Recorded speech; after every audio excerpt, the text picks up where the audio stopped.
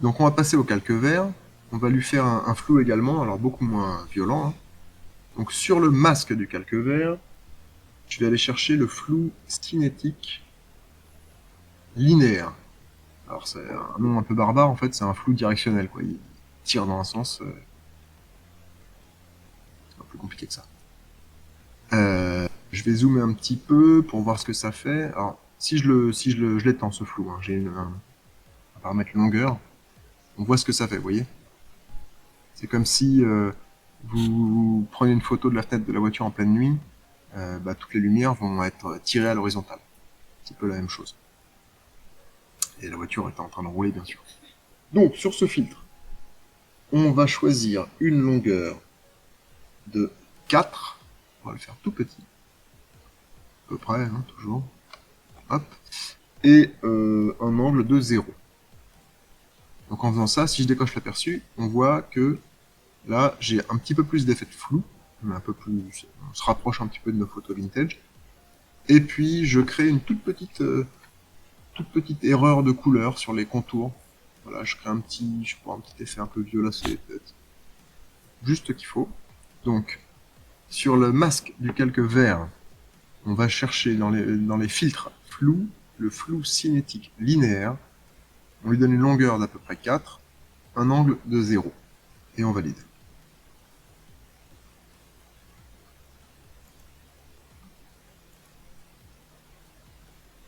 On passe au rouge, toujours sur le masque. Donc le masque du calque rouge. On va également lui faire un filtre flou linéaire cinétique. Donc pour ça, je peux simplement cliquer dans l'image. Je vous ai dit que ça rappelait le dernier outil ou le dernier filtre qui a été utilisé. Alors cette fois, au niveau de l'angle, on va modifier l'angle pour pas aller dans le même sens que le vert. On va aller à 90 degrés à peu près. Hop, et on va garder une longueur de 10. Et là, pareil avec l'aperçu, on voit bien dans le chapeau ce qui se passe. Ça crée un petit flou et surtout, ça me crée ce petit décalage là. Espèce d'erreur de calage de couleur. Voilà, c'est ça qui m'intéresse. Donc, flou cinétique linéaire, on peut le rappeler juste en cliquant. Longueur 10, angle à peu près 90, et on valide. Du coup, juste un petit retour sur notre calque bleu soustraction. Après tout ce qu'on vient de faire, je trouve que son effet est un peu trop prononcé. Vous voyez, si je le décoche, voilà, j'ai une teinte qui est beaucoup moins verte. Là, il me donne une teinte beaucoup trop verte, pardon. Bah oui, en même temps, non, pardon. Donc on va baisser son opacité, actuellement qui est aux alentours de 30, et on va la passer à peu près 15. Voilà, entre 12 et 15. C'est beaucoup mieux. C'était trop fort comme effet. Et pour finir, parce que là, on va y être, on va rajouter un petit peu de bruit à notre image. Beaucoup trop lisse, cette image, pour être une photo vintage. Donc on va se placer tout en haut sur le calque rouge. On va créer un nouveau calque qu'on va appeler bruit et qui devra être rempli avec transparence. Je crois pas qu'on ait le choix gris moyen, non. Donc transparence, parfait. Hop. On va aller chercher dans la palette de couleurs un gris moyen, c'est-à-dire un gris qui a en rouge 128, en vert 128, en bleu, je vous le donne les 1000, 128. Hop. On va remplir notre nouveau calque avec ce gris moyen, donc on peut faire glisser la petite vignette grise sur le calque. Ouf, parfait. Et ce calque, on va s'en servir pour générer un bruit. Donc on va aller dans Filtre, Bruit, et on va choisir le barbouillage RVB. Voilà, c'est ça un bruit, hein, c'est des petits grains. On va cocher, alors je zoome un peu pour que vous voyez. Vous voyez, on a créé un bruit en RVB, c'est-à-dire qu'il a balancé comme ça des couleurs un peu au pif en RVB, en faisant bien en sorte que chaque pixel ne soit pas de la même couleur que son voisin. C'est ça qui va générer cet effet de bruit. Alors nous, c'est un petit peu trop coloré, on va cocher la case bruit corrélé. Ok, donc il va un peu plus se coller à au gris qu'on a choisi pour générer ce bruit. Et puis on va faire un bruit un petit peu plus intense avec des valeurs rouge, vert et bleu à peu près à 0.4. Toujours vraiment à peu près, hein. Même si vous plantez, c'est pas plus mal, ça fait un truc un peu au hasard. Hop, voilà ce qu'on vise. Donc on a créé un nouveau calque qu'on a appelé bruit, et ce calque est transparent. Ensuite, on est allé chercher une couleur de premier plan RGB 128 partout, c'est un gris moyen. On a rempli notre calque avec ce gris. Ensuite, on est allé chercher le filtre bruit, brouillage RVB. On a coché la case bruit corrélé et on a modifié les valeurs rouge, vert et bleu aux alentours de 0.4. Alors, je fais juste une aparté sur cette histoire de masque, de canaux, pardon. Donc voilà, c'est un truc qui peut être vraiment un piège. Quand je vais dans la palette des canaux, je vois que mon rouge, mon vert, mon bleu sont surlignés, on va dire, en gris. Si je clique sur le rouge, chez moi, il passe en clair. Alors, chez d'autres, ça peut être, il passe en foncé, ça dépend de vos couleurs d'interface. Donc là, j'ai désactivé le rouge. On voit qu'il est surligné en gris clair, alors que les autres sont en gris foncé. Et là, je réactive mon rouge. Ce qui est vicieux, c'est que si je choisis de créer une couleur, je vais créer par exemple une couleur qui contient 200 en rouge, et puis 100 et 100 en vert et bleu. J'ai créé cette teinte-là, je remplis mon calque avec cette couleur, tout va bien. Si par hasard, pas de bol, j'avais désactivé le rouge, et que je crée, donc j'ai toujours cette couleur qui est la même, visiblement, dans ma palette de couleurs, au moment où je vais l'appliquer, il va me l'appliquer sans sa composante rouge. Donc là, voilà, j'ai un espèce de tout est là. Si jamais vous avez ce genre de bizarrerie au niveau des couleurs, c'est forcément un canal qui a été désactivé. Voilà. Donc revenons à nos moutons. On a créé notre grille, on a appliqué du bruit. Alors vous allez me dire, bah c'est bien, on s'est amusé à triturer les couleurs de la photo, puis là on a un gros pâté gris avec des bruits. Est-ce que par hasard vous connaissez un mode de calque qui s'occupe pas du tout du gris moyen et qui va uniquement conserver tout ce qui est au-dessus, donc les couleurs claires, et tout ce qui est en dessous, les couleurs foncées. Superposé, donc tout ce qui est superposé, lumière douce, lumière dure, lumière vive, va filtrer les tons moyens et ne conserver que les sombres et les clairs. Donc là, c'est bien superposé qui nous intéresse. Ça nous permet, c'est pour ça qu'on a créé un gris à 128 au début, c'était parce que justement, on voulait conserver que la partie bruit de notre calque et annuler complètement l'aplat gris pour que le bruit apparaisse au-dessus de la photo. Donc là, on a créé du bruit. Alors, il est un petit peu violent. On va ajuster tout ça. On va commencer par le flouter. On voit que ce bruit, il n'est pas très naturel. Un peu des pixels. Nous, on cherche à créer un grain de photo plutôt qu'un bruit. Donc, on va utiliser un filtre flou gaussien. Et on va le monter à 2. Je vais taper 2 parce que si vous faites la flèche du haut, flèche du bas, il va monter de 1,5 à chaque fois. Donc voilà, passez-le à 2 en X et Y, c'est la même. On valide. Donc là, on est beaucoup plus sur un grain photo qu'un bruit déjà. Et puis, comme c'est quand même encore un peu violent, on va le baisser aux alentours de 80 en opacité.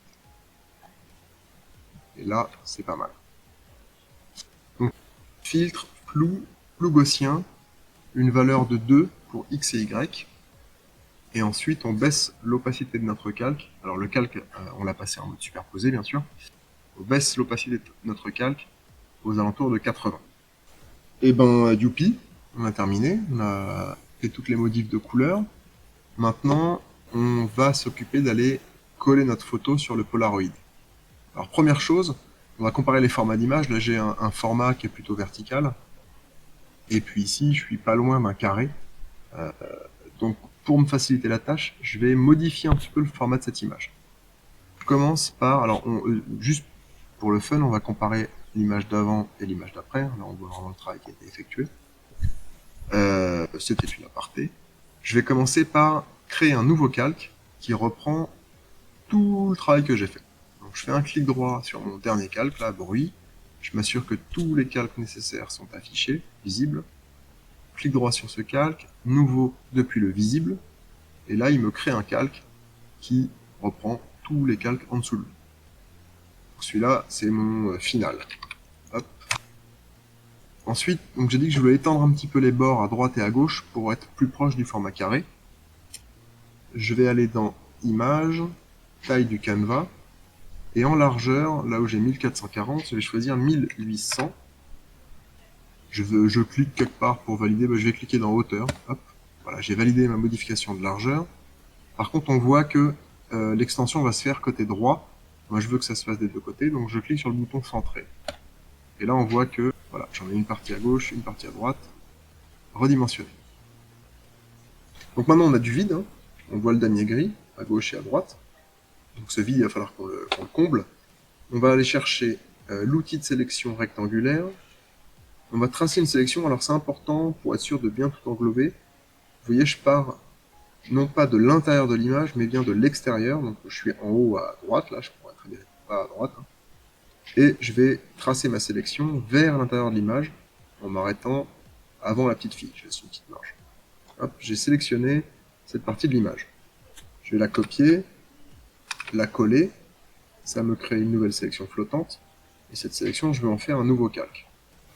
Donc voilà, j'ai dupliqué cette partie de mon image sur un nouveau calque. Et je vais pouvoir l'étirer avec l'outil de transformation unifiée qu'on connaît par cœur. Je clique dessus et je vais tirer uniquement son bord droit. Alors vous voyez que là, par défaut, il me redimensionne l'image en homothétie.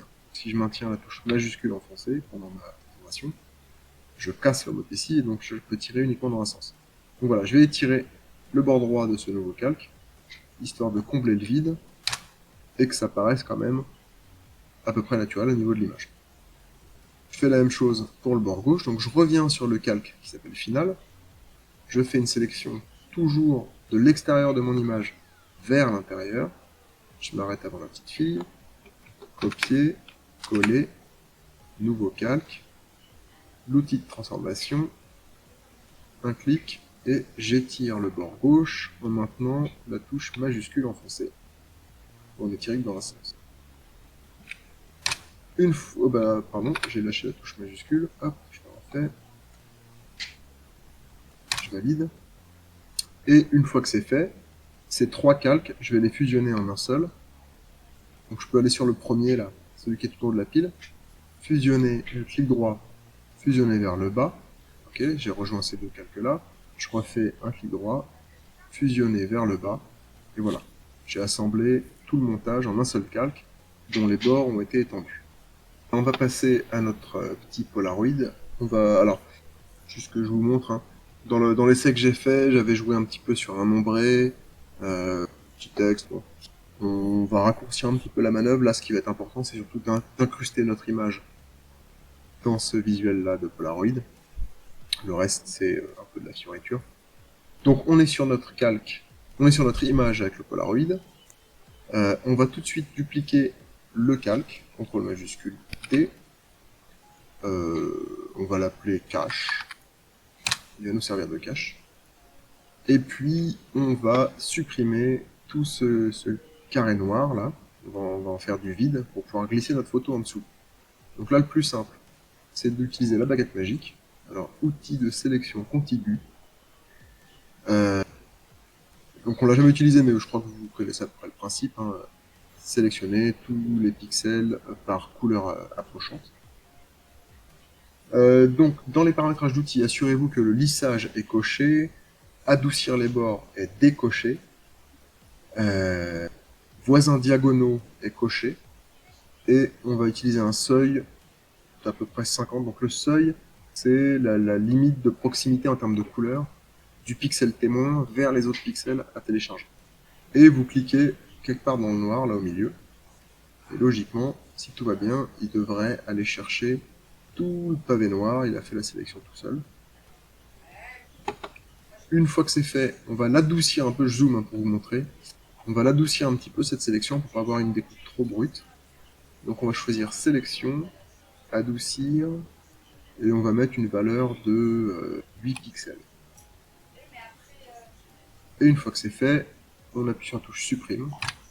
Et en fait, on supprime. Alors là, attention, j'ai fait bêtise. Supprimez pas tout de suite, ou alors revenez en arrière. Là, vous voyez qu'en supprimant, je m'attendais à avoir de la transparence. Et à la place, j'ai du blanc. Parce que j'ai pas de couche alpha attachée à ce calque-là.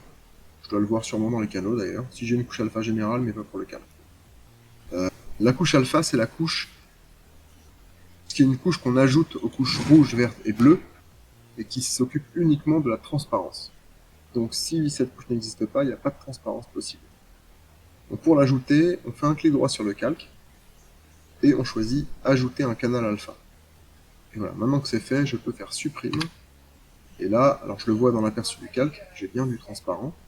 À l'image, j'ai pas de différence puisque j'ai mon calque d'origine qui est toujours visible. Donc si je le masque, voilà, le résultat. Là, j'ai supprimé tout le noir et j'en ai fait du transparent. Une fois que c'est fait, on peut désélectionner. Sélection aucune. Et donc maintenant, on va l'attraper. On retourne sur notre photo de fillette. On va attraper là notre calque final depuis la palette des calques. Hein. On le fait glisser sur l'onglet du document Polaroid et il me semble qu'il faut qu'on le lâche quelque part au milieu de l'image. Sinon, ça fonctionne. Ouf! Voilà, en gros, on a importé notre image sur la seconde. Et bien sûr, pour que ça marche, il faut que notre calque là, qui s'appelle copie de finale, c'est pas un beau, hop, on va l'appeler juste finale, on le descend d'un niveau en dessous du cache. Là, ça commence à fonctionner. Pour finir, on va redimensionner un petit peu notre image. Alors là, c'est libre à chacun de faire son cadrage. Mais en gros, si vous voulez que l'image soit à peu près au cadrage d'origine, on peut tout simplement la redimensionner. Quelque chose comme ça. On peut même se permettre de la faire tourner un peu. Parce que maman, elle avait picolé avant de faire la photo. Et voilà, on a intégré le truc. Et alors, juste pour finir, la petite touche qui va tout faire, on va créer un nouveau calque au-dessus de notre calque final. On va l'appeler vignettage. Hop.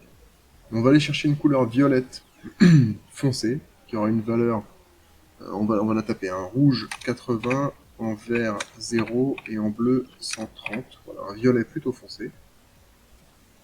Et on va utiliser, parce qu'on ne fait pas souvent, l'outil dégradé, que si on l'a jamais fait, c'est celui-là.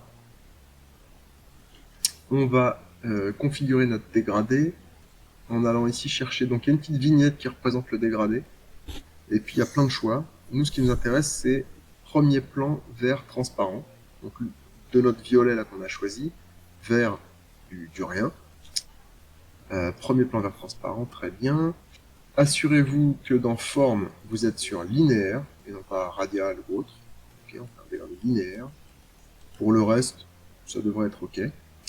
Et donc là, on va créer cet effet de vignettage qui est sur toutes ces photos là. À chaque fois, les bords sont un peu plus foncés que le centre, avec un dégradé. Donc, pour tirer le dégradé, on va poser un clic, on garde la souris enfoncée, et que je peux déplacer ma souris, je vois le dégradé se faire en temps réel. Et si je veux être sûr de tirer en ligne droite, j'appuie sur la touche CTRL pendant que je trace mon dégradé. Et donc voilà, je commence à faire mon vignettage, pas trop étendu. Une fois que c'est terminé, je vais l'ajuster. Vous voyez que la ligne qui représente le dégradé que j'ai tracé est toujours à l'écran. Et si je vais dessus, je vois apparaître un petit point blanc au milieu de cette ligne. En fait, c'est le point d'équilibre du dégradé. Ça veut dire que si je le tire vers la droite, voilà, je vais avoir beaucoup plus de violet que de transparence. Si je le tire vers la gauche, je vais beaucoup plus atténuer mon violet et être dans le transparent. Moi, ce qui m'intéresse, c'est de le tirer vers la gauche, juste pour créer une petite zone ombrée sur le bord de ma photo. Une fois que c'est fait, je valide et je répète l'opération sur les autres bords. Donc, je tire mon dégradé, touche CTRL enfoncé. Voilà, à l'œil, je fais un truc qui me plaît. Et puis, j'ajuste ce petit point de centre, je sais pas trop comment il s'appelle, hein. Point de centrage, point d'équilibre. Hop, et voilà, je répète pour le haut et le bas. Alors pour le haut et le bas, on peut peut-être tirer un peu plus loin notre dégradé. C'est pas mal. Et pour le bas surtout, je pense, puisqu'on est sur une couleur jaune, donc le violet aura peut-être moins d'effet. Voilà. C'est pas mal. Une fois qu'on a créé notre vignettage, on va le passer. Alors il peut fonctionner comme ça, en mode normal, il est pas mal. Il sera peut-être un peu plus discret en mode superposé. C'est pas plus mal. Ouais, c'est bien comme ça. Et ça fonce un peu les couleurs. Et bah voilà.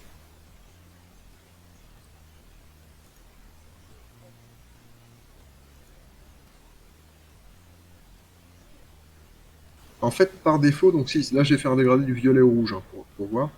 Le truc par défaut, ce sera premier plan vers arrière-plan. Ce point, donc ce point médian, dans le réglage par défaut, il est au milieu. Donc c'est lui. Point médian, c'est très bien, ça me convient. Et c'est ce point-là qui dit à quel moment se fait la rupture entre la partie violette et la partie rouge. Et donc on peut jouer dessus en fonction de la tête qu'on veut donner à notre dégradé. Donc point médian, ouais, ça me va assez bien. On le changera au montage. Je vais dire plusieurs fois point médian, point médian, point médian, point médian. Et Steve, il va coller ça. Il se démerde. C'est cool. Bonne nuit à tous. Ciao.